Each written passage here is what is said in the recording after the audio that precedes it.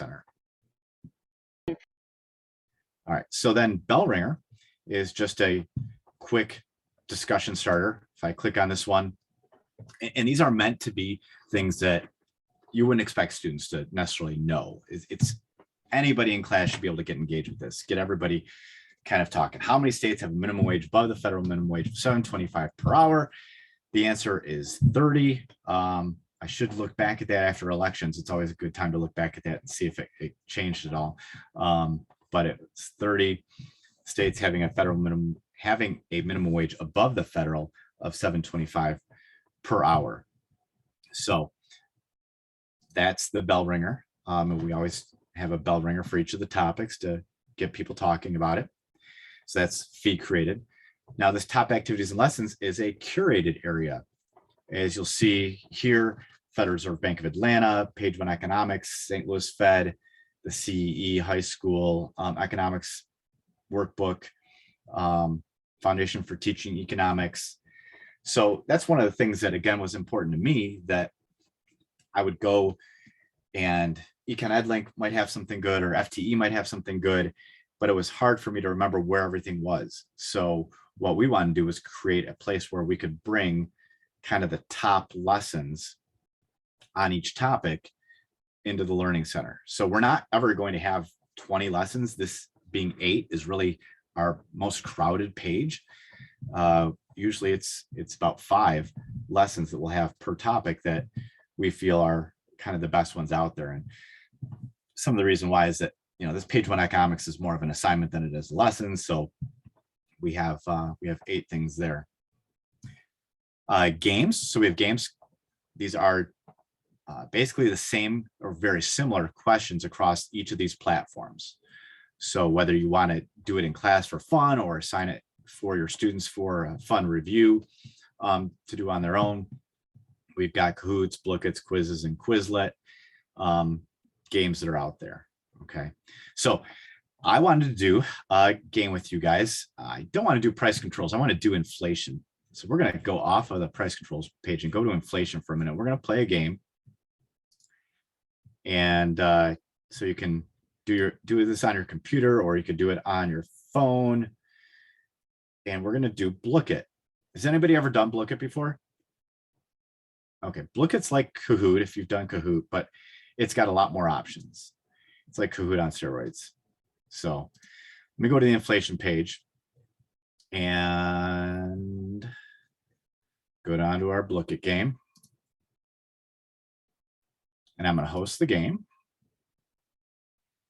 And you can select a game mode. So there's all these different options, and Battle Royale will put 2 people against each other, and whoever answers first correctly first wins. And you can have it like a 3-game elimination or 5-game elimination. And basically the game continues going until there's only a couple people left who haven't lost all of their lives in the head-to-head thing. So we'll play. I was gonna do Crypto Hack, but I think we'll do Gold Quest. We'll do Gold Quest. So with some of these games, like Gold Quest, this one's going to be a little bit of, and I like this a little bit better than Battle Royale because there's a little bit of chance in there.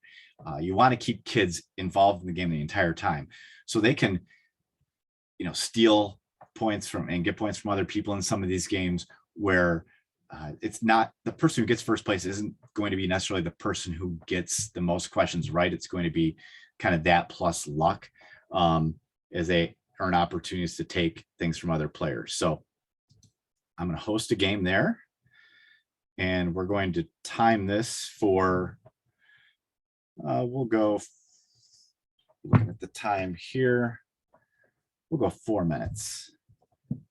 3 just feels like it might be a little short. All right, so let me get us started here.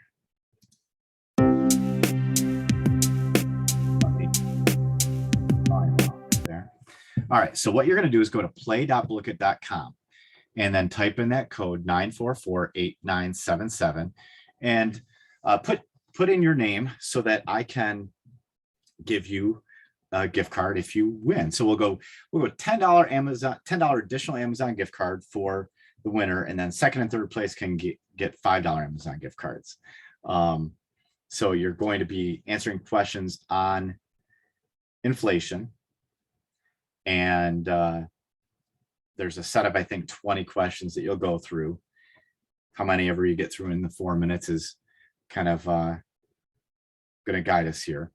So play.blooket.com, 944-8977 is your code, your game ID, and the top 3 will get prizes. So I'll give everybody 30 seconds or so to get in the game. We're doing good on time, so we should be fine. And again, it's going to be kind of a combination. You'll see people start bouncing around on the leaderboard as the game goes on, usually a couple minutes in.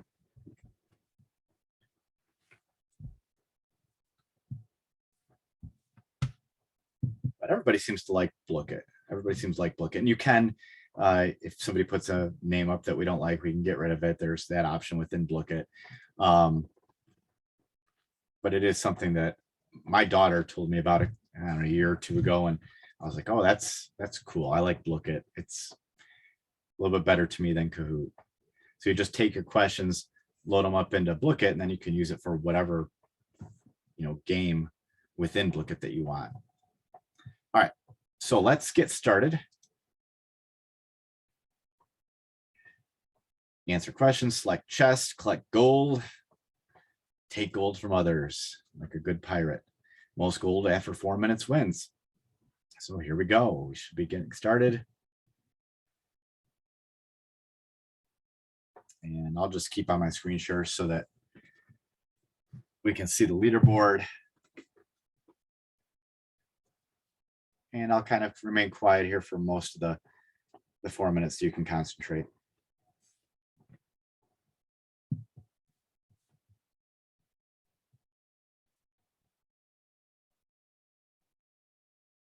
Although I probably will give a little commentary as we see people like Shauna take the lead.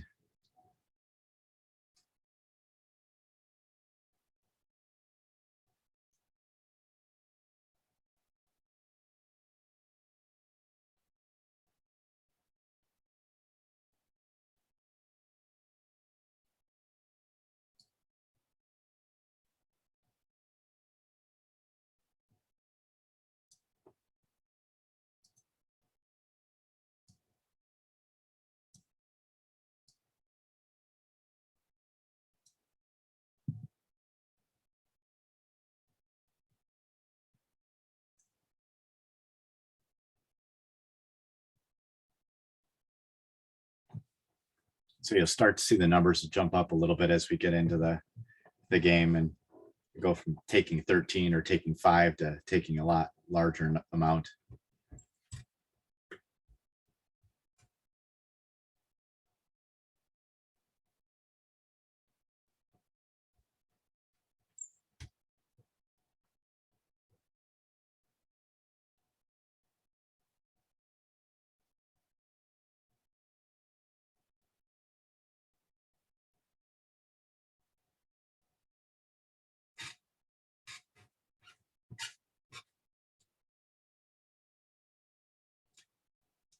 All right, so the game is half done. Sean is in the lead. Sheila's in second. Vicky's in third. I know those. Oh, Kyle's in second now. Kyle wants that $5 Amazon gift card so he can get on Amazon tonight and get some early Christmas shopping done, I bet.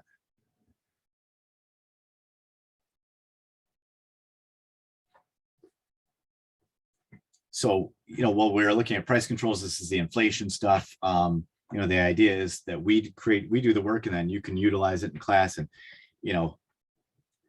as my boss says, you can always make more money. You can't make more time. And that's a lot of what we try to do. And that's at least at the forefront of our minds when we're creating things, is how can we save teachers time? Time so you can be with your family, time so you can pursue things you are interested in. Sheila is a stealer. 37 gold.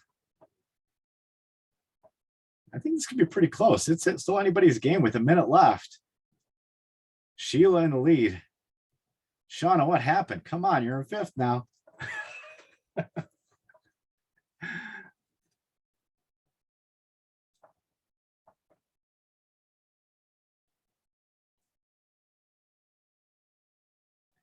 Everybody was picking on Shauna.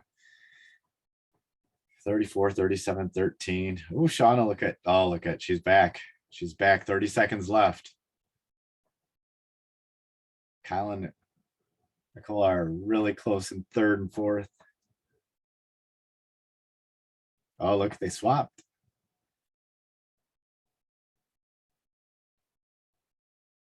Shauna's been our most picked on person. Oh, look at that. 178, 176 with 5 seconds left. What will happen? It's close. 3, 2, 1. Oh, something happened at the end. Let's see. Oh, Shauna in third, Sheila in second, and Allie in first. Great job. I've got to take a picture of that so I don't forget who won, so I can give those extra gift cards.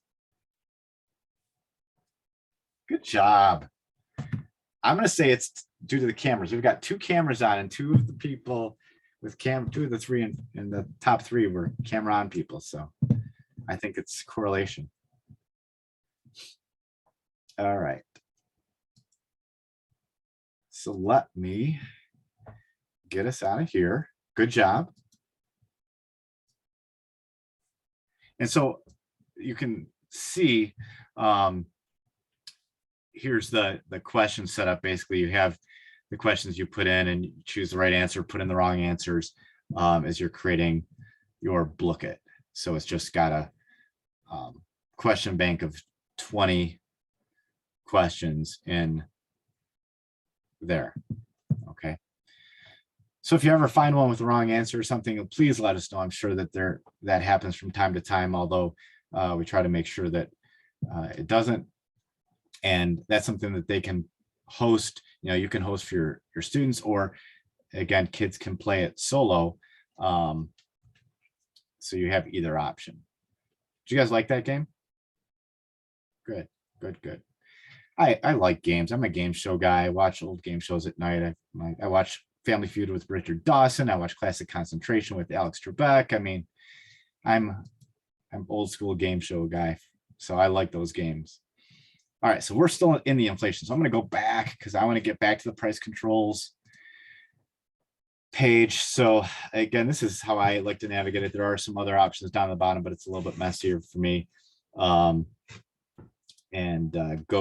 back to our price controls page, because I really just want you to understand what we have, and then you can look at whatever topic you might be teaching and kind of dig into that. So again, we went through the articles, the playlist, the bell ringer, the activities and lessons that are there, which link out to the Federal Reserve site or FTE, or if it's ours, it'll just usually link you to the Google Drive stuff that we've got. There's the games.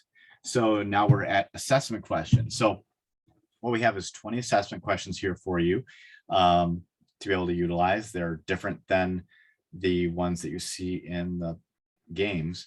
So these are questions that you can use in an assignment, practice for students. You could use them on a test or whatever you'd like. But there's assessment questions in a Google Doc. You can edit those however you want, make a copy of them, whatever you need. And then podcasts. Some people like using podcasts. So we've gathered some podcasts from around, curated those from around the internet. And we have a DBQ, a document-based question, price controls as well. We don't have those on all the topics, but some of them for sure. And then sometimes other resources. And one of the things I'd like to see us add as we start to grow our team a little bit more are assignments that go with these other resources, because to me, this is a website that if you're teaching price controls, you should be showing your students. So I'm going to click on it. It's the Congressional Budget Office page, and just show you this in case you've never seen it. You ever have to teach kind of minimum wage and its impact. But what you can do with this interactive Congressional Budget Office is change the minimum wage I think this usually is a slider here. So yep, you can see if you change the minimum wage to different amounts, you see these graphs are changing based upon what I do. So if you say, okay, I want to raise the minimum wage, you can see the change in employment in an average week, how much it drops. And there's kind of a range here of outcomes, but definitely the purple line shows that if you raise the minimum wage, it could have a negative effect on employment. And at least shows you a little bit of that connection right there. It can impact by the target year for full implementation. If you give it longer, the market is not going to be as impacted by that change. So there's different ways of looking at that. There's some more charts down here, change in the number of people in poverty, changes as well, which I like to say, okay, let's talk about that, right? You've got a decrease in employment, but change the number of people in poverty also changes. We've got a positive impact there on the number of people in poverty is less. So everything's kind of got a cost and a benefit, and we have to weigh those things in our decision making. And it's not always perfect or pretty, but at least it allows that discussion to happen. So it's a resource that, again, if you're teaching this topic, I would think you'd want to show your students. If you come back in 3 months, I wouldn't be surprised if there's an assignment that goes along with that website interactive, but that's this other resources area of this page. And then if you have a resource, you're like, gosh, I've got a really good lesson on this topic. I'd love to publish it. Or there's something out there that I found that you should definitely include this on your top lessons because it's great. My students love doing it in class. Let us know. We want to financially compensate you for that. We've had people that send us lessons, and we've put it in on our page here and sent them a check for their lesson that they've given us. So it's a place to publish as well. So that's basically what a page looks like in the Learning Center. From top to bottom, I'm gonna scroll back up to the top. I know how much it hurts when you're screen sharing and seeing somebody scroll, so I'm gonna get up to the top quickly. And that's what we've got there. So let me go back to our Learning Center home. And just to remind you that, we've got it for, again, all the standards, depending on whatever standard you pick, it's going to filter down the topic. So this would be incentives, and we'd have those things on incentives. Now I'm still building it out. We don't have all of the topics completely built out, but that's what you'll see. So when you go to fiscal and monetary policy, it filters down to fiscal and monetary policy. Here's our fiscal policy page. And we'll have the same basic stuff that you saw from our price controls area. Okay. All right. So do you guys have any questions on the Learning Center or on-demand professional development at this point before trying to transition to our last stuff before we get done for the day?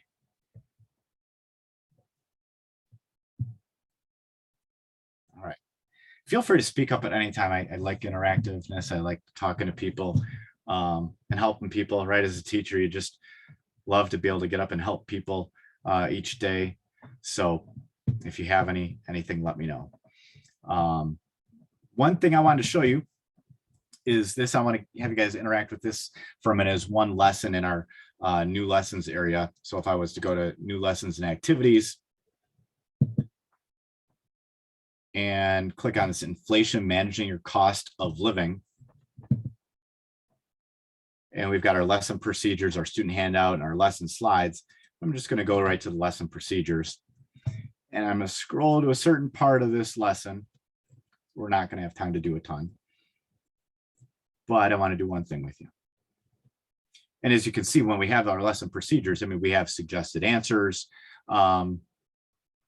links, everything's really built in, tells you slide by slide what you're showing, what you're going to have on the slides, how to work with your students with it. So we've got a lot of good depth to the lessons that we're building out. So this one area that we're going to look at is coping by substitution. So what I'm going to do is pull up a wheel that I built out. So let me jump to that wheel of names. All right, and so Sheila, can you help me out for a second as I demonstrate something? Okay, so I'm going to ask you to unmute in a minute. What I'm going to do is I'm going to spin this. So I'm going to spin, and it's going to give us an item from the CPI and what the percent change was in the last CPI report, the 12-month change in that product. What I want you to do is tell me, is this something you could substitute if you were buying it? And if so, what you'd substitute for. So if you got, let's say chicken came up, you could say, oh, I'm going to buy pork instead. Or no, I love chicken. I'd still buy chicken even if it goes up 35%. All right. So let's see what we get, Sheila. Oh, we got a negative thing. So we're not going to deal with that because it doesn't really work with our lesson because it's a negative. It's gone down 20% smartphones. All right. So salad dressing. Salad dressing went up 16%. So Sheila, 16% increase in salad dressing. Would you substitute something else if salad dressing was up 16%? I think I would look into making it myself, because even with some of the ingredients that you can put together for salad dressing, it might be higher than it would have been before, but probably not 16%.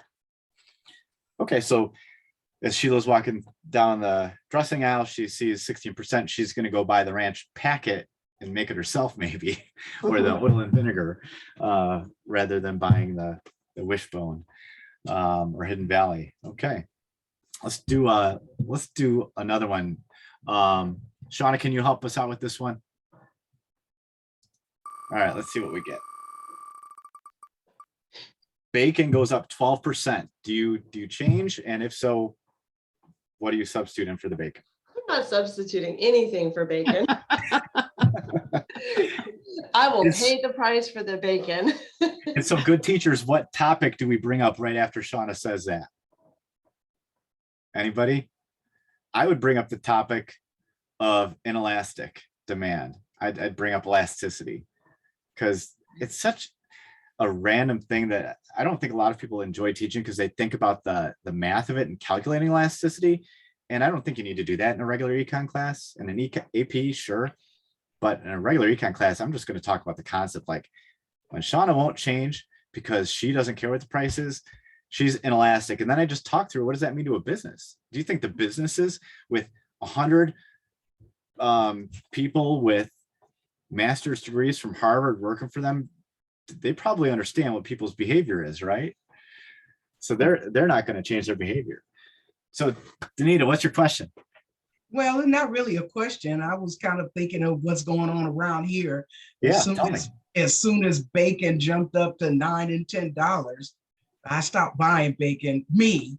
But if my husband goes to the store, he can pay that much. But then I guess I would be thinking of want versus the need. Yes. And you know what I've been trying to tell people lately is instead of I still use that phrase like needs versus wants.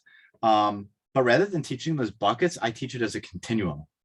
So I think that like when kids are little, they're always told like classify this as a need or a want. And it's so hard. Like my cell phone.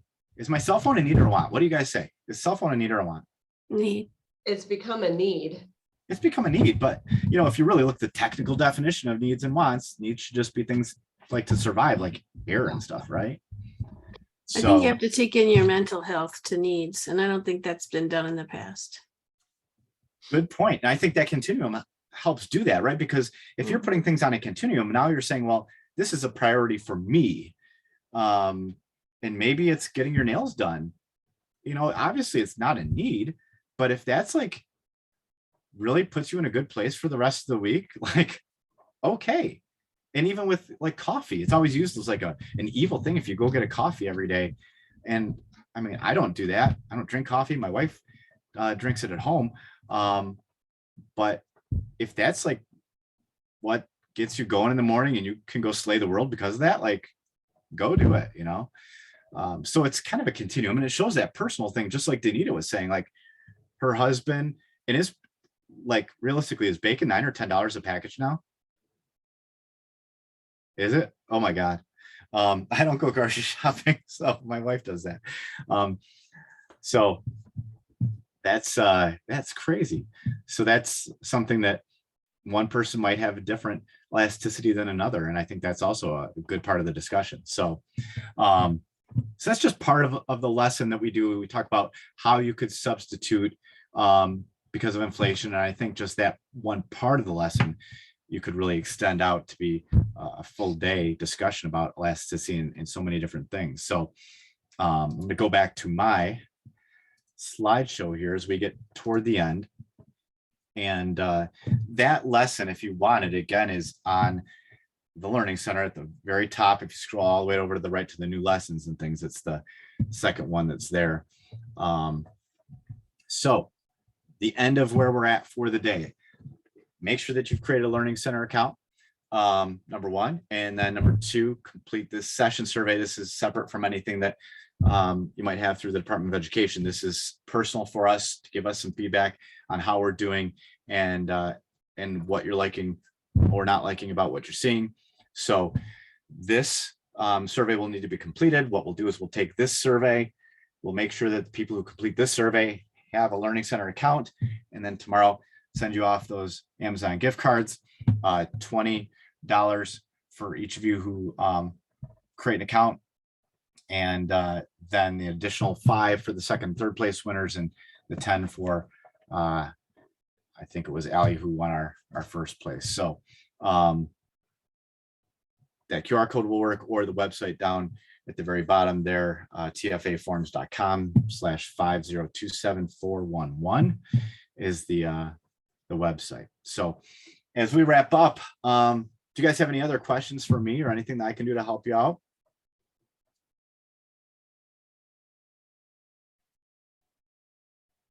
If not, I will give you the next couple minutes to wrap up that survey and anything else you need to take care of before you close out your day here.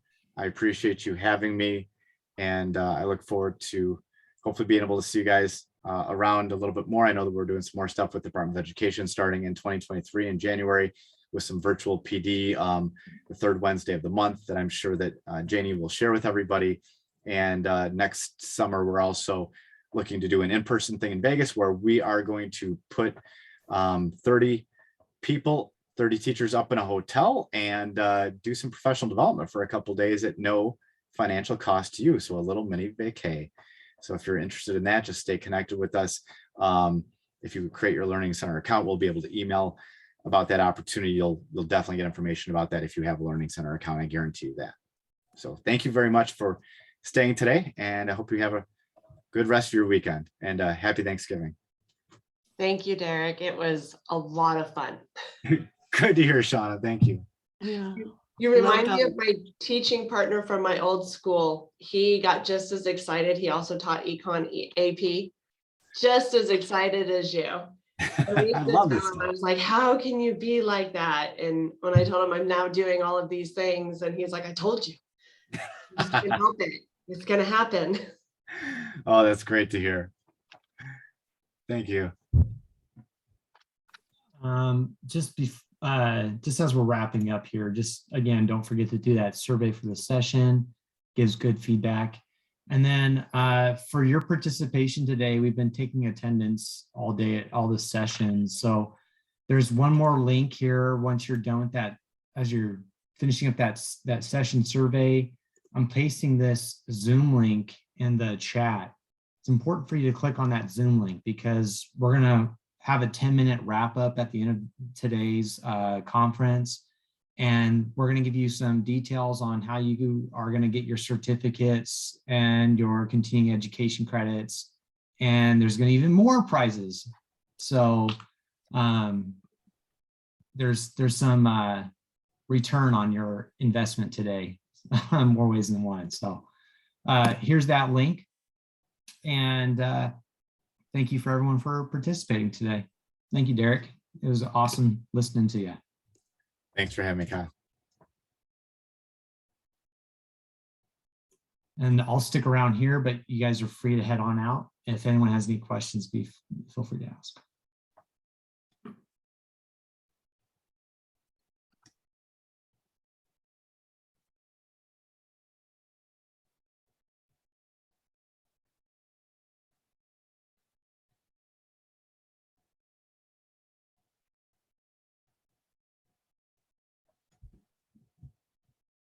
All right, thanks, Colin. How? Take All right, care. man. Take it easy. Stay, keep warm. I will for sure. All right. Bye.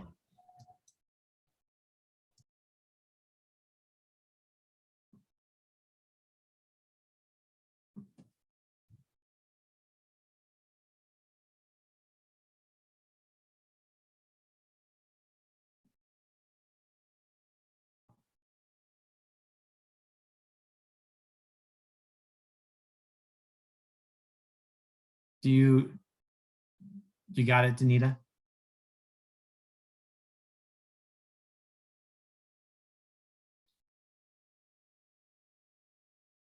Yeah, I was trying to get on the website that we were supposed to do the one for Attendance or? the evaluation for him, but when I put that in, Mhm. it came up with something really weird. Just form analysis or assembly, but it didn't have, Should be a Google form. But no. okay, that, no, tfaforms.com, 502-7411. When I went to that, it didn't really give me a Google form. Oh, for him specifically. not for the Yeah, conference. yeah, Oh, okay. yeah. Okay, I'll keep trying.